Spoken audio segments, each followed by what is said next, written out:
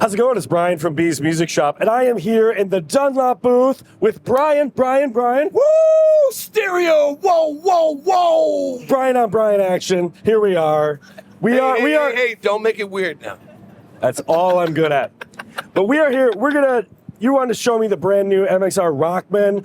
I've been playing with these for a few months now. It is so good. Why don't you go ahead and show us what you have here? It is awesome! In the 90s, Dunlop bought Rockman, and we've been making, distributing, and selling Rockman headphone amps for decades. And finally, somebody said, hey, why don't we put this in a pedal? Yeah. And it is awesome sauce.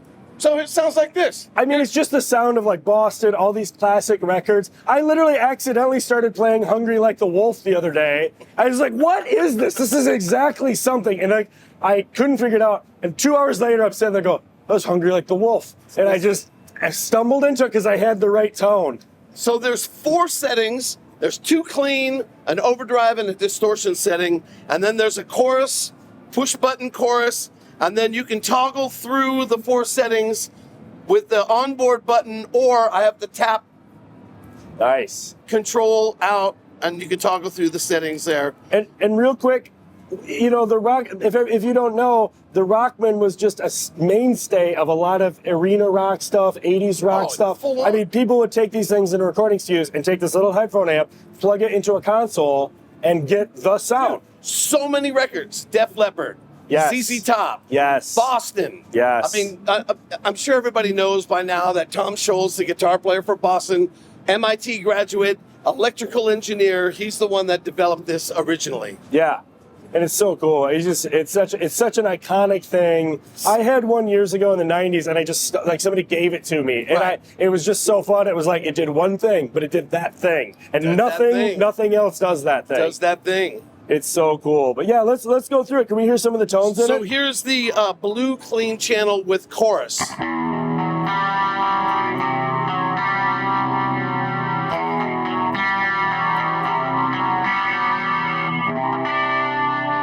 It's good for like a little policey kind of thing. Yeah.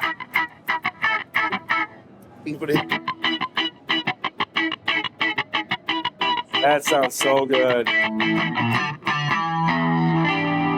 Yeah. It's cool. So good. And the other thing that I just recently found out is good for chicken picking.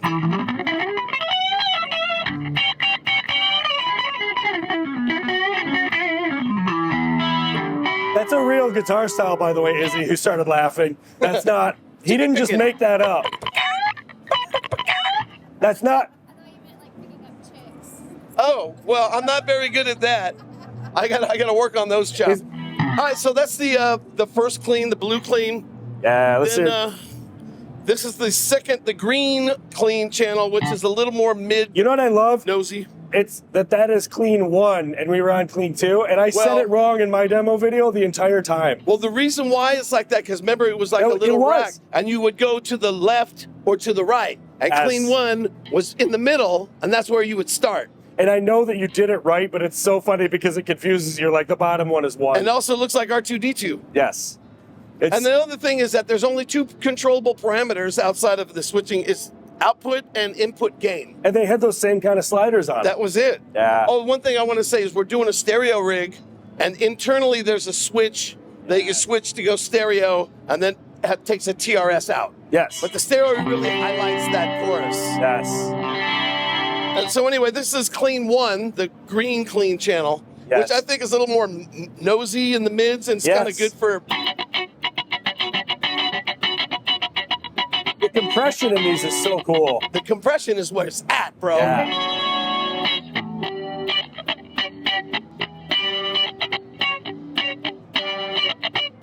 Make it funky now.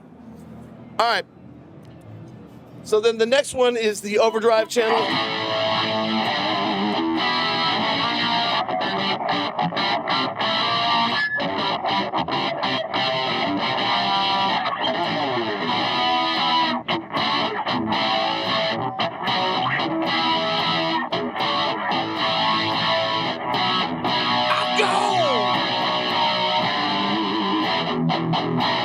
That is awesome. I mean, yes. That's the sound. And then here is the distortion sound.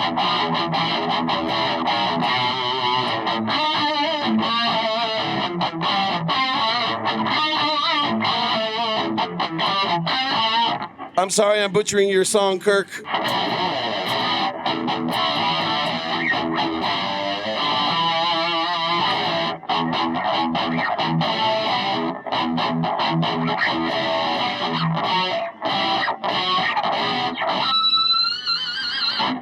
You know, you're not supposed to have this much fun at work. The boss comes in, he goes, what do? I pay you to play guitar all day long? And I go, yeah. He goes, son of a bitch. That thing's so great. Can we play it without the chorus for a second? Just hear some of the regular, like... Here's without the chorus. It still has that 3D.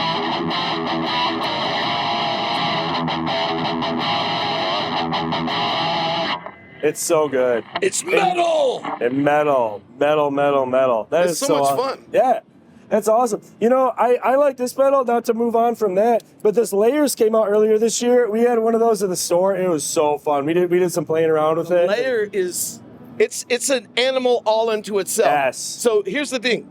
You don't play the Layers pedal. The It's like layer, another instrument. It plays you. Yes. So it grabs a note Yes. and it holds on to it.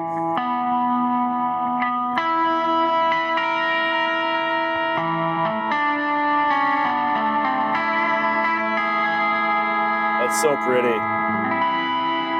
It just creates soundscapes so easily. It's so Crazy. cool.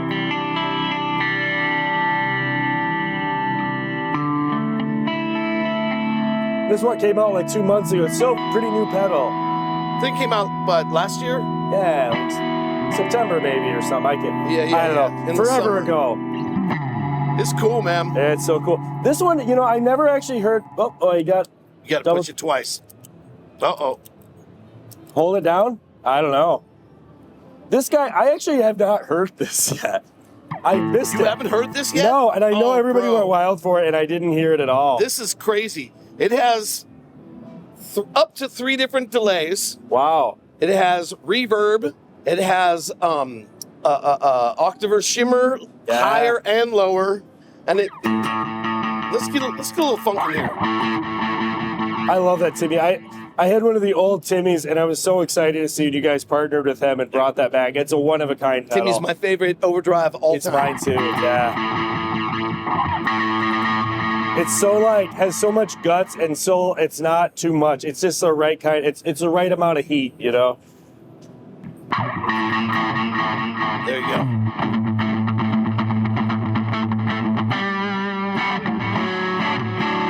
I don't think you can hear the delays enough. Let me turn it down. I wasn't prepared for this. That's so cool. There we go.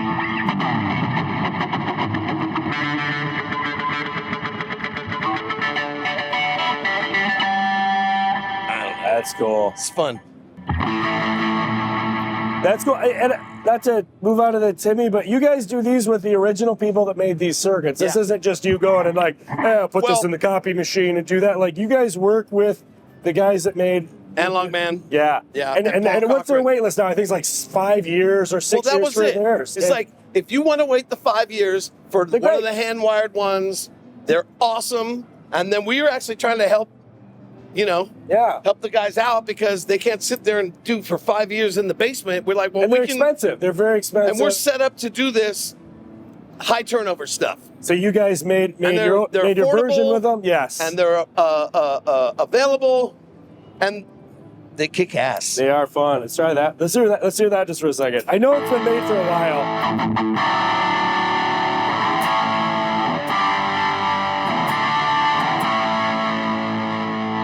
Oh, we have both of them. We're stacking them. That's Yeah. funny. So I like this one kind of like as a clean boost. Yeah. And then this for a little more. So fat.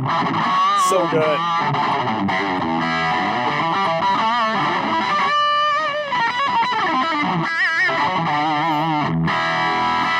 Rock and roll. Rock. And what's this? This is a reskin you guys have been doing. That's the geisha. That's the geisha drive. Nice. That George was inspired by this pedal that Mike Landau plays. It's kind of a smooth overdrive.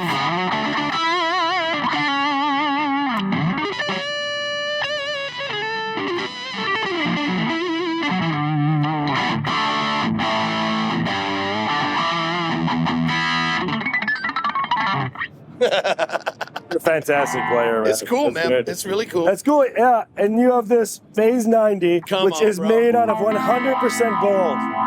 100% gold, baby. We robbed Knobs Fort gold. Knox.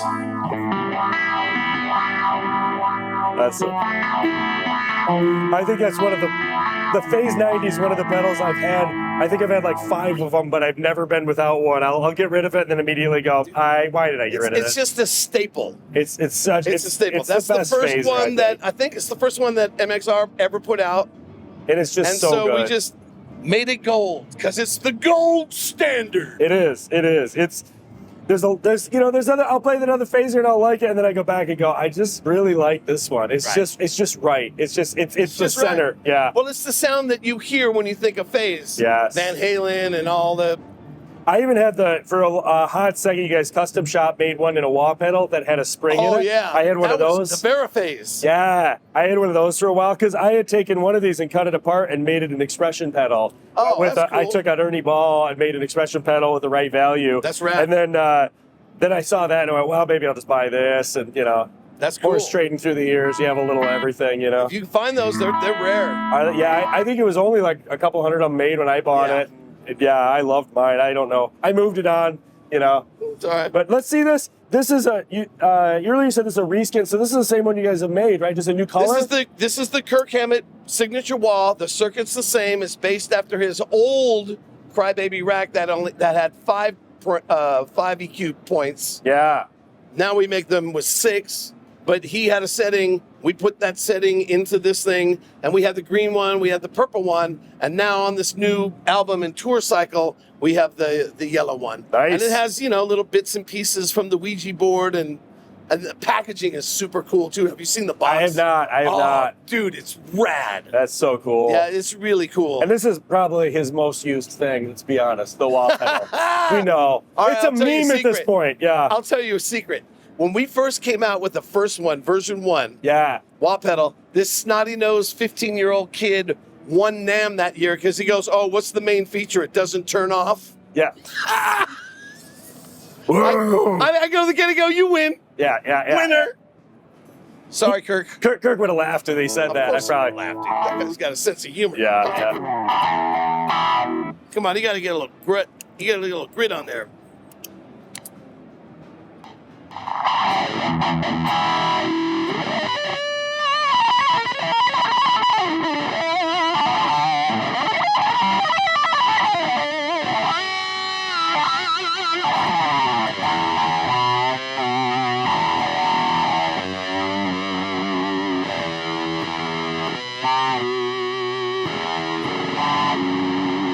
I think we can do this. This is guitar tech work right here. This is guitar tech work. Backstage, like, Remote. we can't use his feet.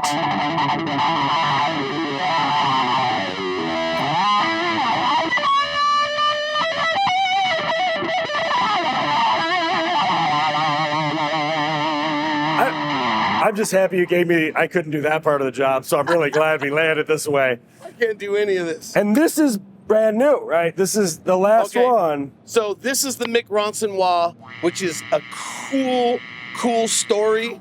So that powder coat is incredible. yeah, it's a beautiful wah. The box is beautiful. The packaging is gorgeous. The whole thing is killer. So Bob Rock, who produced Metallica and a Motley Crue and a bunch of stuff, he was basically Mick Ronson's protege, which I didn't know that. Really? Yeah. And so in talking with him one day, he says, hey, I got Mick Ronson's original wall from all the Bowie years, from all the way Yeah. And, you know, of course, we're like, oh, yeah, let's do a Mick Ronson signature wah. Yeah. So he ships it. Engineer, they take Because a all look those at it. old wahs, the cue point would move on some of the old ones. Well, there are a lot of tolerance shifting. Parts weren't made that tight tolerances. Now you can dime it in. Back then, it was what it was. It was what it was. And so sometimes they were dogs, and sometimes they were gems. You know what's funny, though, I've learned in the vintage market? It's 40 years went by, and everyone that has one will tell you theirs is a gem and everyone else's is a Right, of dog. course. There's no bad Marshalls anymore. Of There used to course. be, some were good and some were bad. 100% of them are good now. Yeah. I've And they seen all them. sound different. They all do sound different. They all sound But different. everyone thinks theirs is the one you need That's to buy right. because this That's is the cool. good one. But yeah, this is so cool. Long story long, when the engineers took apart the wah, Yeah. they saw that it was like a 1968, 1969 Italian-made Yeah. Gen wah. And when they measured all the parts, they realized that, so when we rebuilt it, it's got a brand new independent circuit board to what we normally make. Yeah. It has its own custom inductor, and it has its own custom pot. It's So you got didn't a just different take sweep to it. Take a GCB 95 and paint it blue and go, "Argh," It's not you that. did the work. It's custom all the way through the whole circuit. Just like you guys did. You guys were really getting that, like with the Randy Rhodes this year. You know, you Right. took apart Randy's and you dimed into what his exact exactly ones up right. like. And it's funny because I think people missed that. They didn't understand that those old ones drifted so much, and that was the one he liked. And when an artist settles on it and they use it for so long, you're used to hearing that circuit drifted to where it drifted. What a lot of people don't know is Randy Rhodes loved Mick Ronson. Really? Oh, look at the pictures. Yeah. He's all glammed out, like Mick. Yeah. It's kind of cool. And not only that, when we took apart that board, he had a crybaby in there that was fixed like Ronson. So Ronson wouldn't do a lot of the wackety wah He wah used to use wah. it as the EQ notch. He would notch it like Zappa or a bunch of people, Mike Schenker. Yeah. But he would notch it out, and that's what Randy did. That was part of his tone. Was Yeah. that, do you have it on? So notch it in.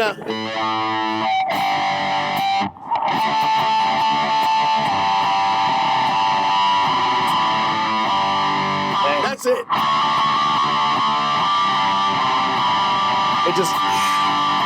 It just like it has fingernails and teeth and it's coming for you. Cuts right through, Yeah, right? yeah, it's great. That's cool.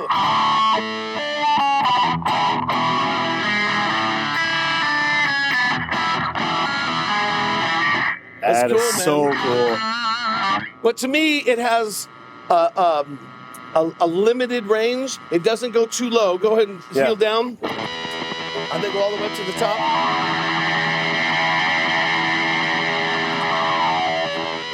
So it's kind of right there in the sweet spot, the vocal spot. Yeah, It doesn't go it's really too high. throaty.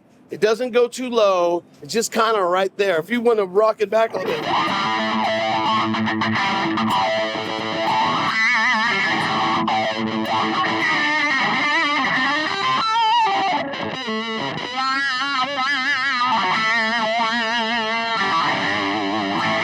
That is awesome. It's cool.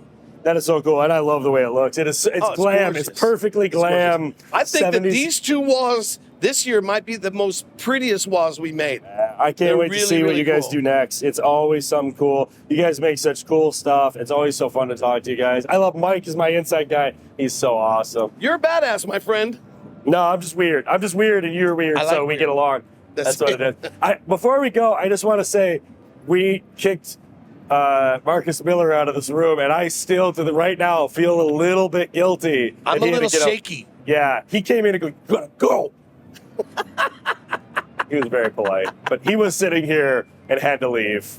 Well, It's pretty funny. It's what awesome. what a world we live in, and we do. and I wouldn't want it any other way. Hey, man, thanks Right for on, talking to me. Brian. Appreciate Thanks, it. bro. Great having you. Adios, amigos.